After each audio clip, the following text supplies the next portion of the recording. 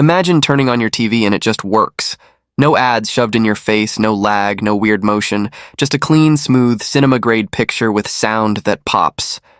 That's the Apple TV 4K in 2025. If you're even thinking about buying a streaming box, pause. Because in the next few minutes, you'll know exactly if this is the one to get.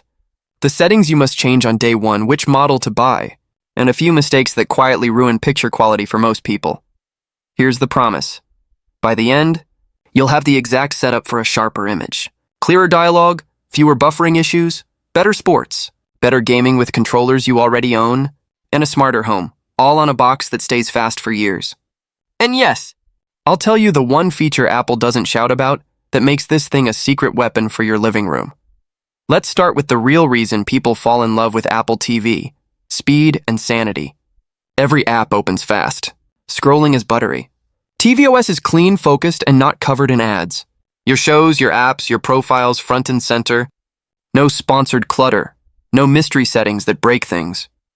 It just works, and it keeps working even after years of updates. If your TV's built-in apps or that cheap stick feel sluggish, this is the upgrade you can feel the second you hit play. Now, picture quality. If you want movies to look like movies, not like a soap opera, do this the moment you set it up. Go to Settings, Video and Audio, Match Content, and turn on Match Dynamic Range and Match Frame Rate. These two switches fix the most common problem on every streaming box, forcing everything into one format. With Match on, 24 FPS movies play at 24 FPS, HDR plays as HDR, SDR plays as SDR, skin tones look natural, shadows stay detailed, and motion looks cinematic. Set your main format to 4K SDR 60Hz, then let Match handle the rest. Bonus: if you have an iPhone, run Color Balance.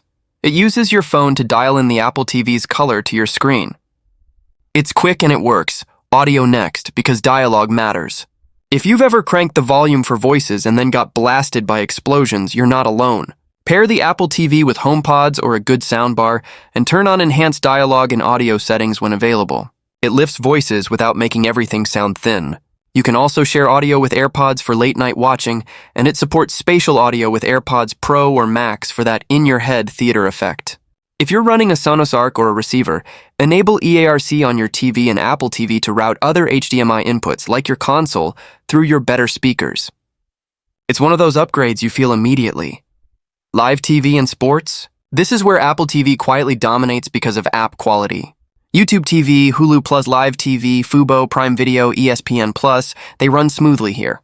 Many sports apps support multi-view, so watching 2 or 4 games at once is actually usable. Motion is handled well when you've got match frame rate on, so football looks crisp, and movies still look like films when you switch back. If you're watching NFL Sunday Ticket on YouTube, MLB TV, or NBA League Pass, this is a rock-solid box for it.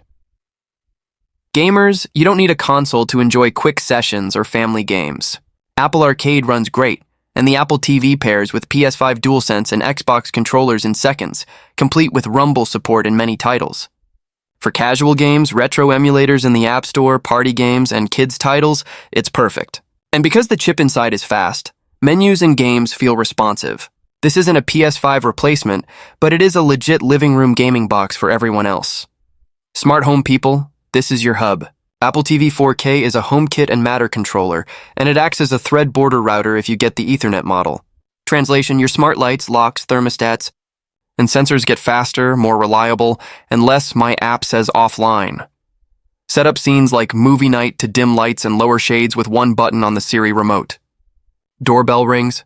Your camera can pop up picture-in-picture on the screen while you keep watching. And because Apple prioritizes privacy, your home data lives in your home. Okay, real talk about the models, because this is where people overpay or underbuy. If you stream movies and shows, play a few games, and don't run a smart home, the Wi-Fi model with smaller storage is fine. But if you want the most stable streaming and a snappier smart home, get the Ethernet model with larger storage, the one that includes Thread. Ethernet gives you rock-solid 4K, faster downloads, and less buffering in crowded Wi-Fi homes. The extra storage helps if you use a lot of apps and games, or you want to cache more content for smooth playback. There are 2 power user moves that make a big difference. 1, turn off reduce loud sounds unless you're watching late at night. It flattens the fun out of everything. 2, In audio, set your default speakers to your soundbar or HomePods and leave it. Consistency equals fewer handshake glitches and why is there no sound moments. Also, use the TV's HDMI CEC to have the Siri remote power the TV and control volume. One remote, one button, done. Some quick wins most people miss. Use your iPhone as the remote when you're typing passwords. The iPhone keyboard pops up and saves you minutes of pain. Long press the TV button to open Control Center on Apple TV for quick user switching, audio output, and sleep. Double press TV to see recent apps and swipe up to force quit anything acting weird.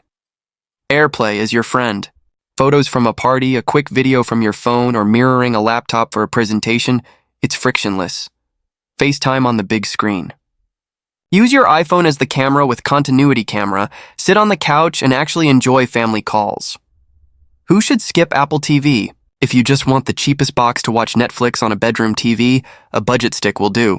If you're deep into local media with specific disk rip formats and bitstream quirks, NVIDIA Shield with its AI upscaling might be better for your setup, though apps like Infuse on Apple TV handle a lot of those files beautifully.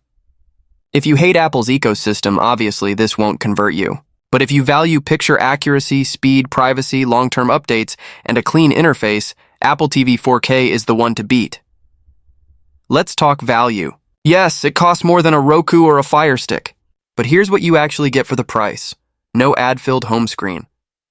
Best-in-class app performance, better picture and motion with frame rate and dynamic range matching, private listening that's seamless, a real smart home brain baked in, and long-term support.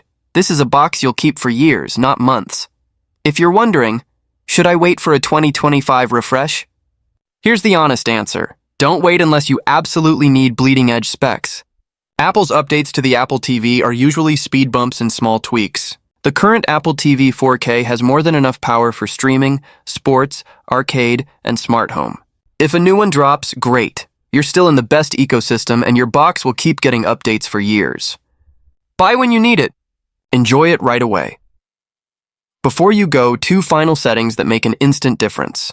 In video and audio, set chroma to 444, only if your TV handles it cleanly.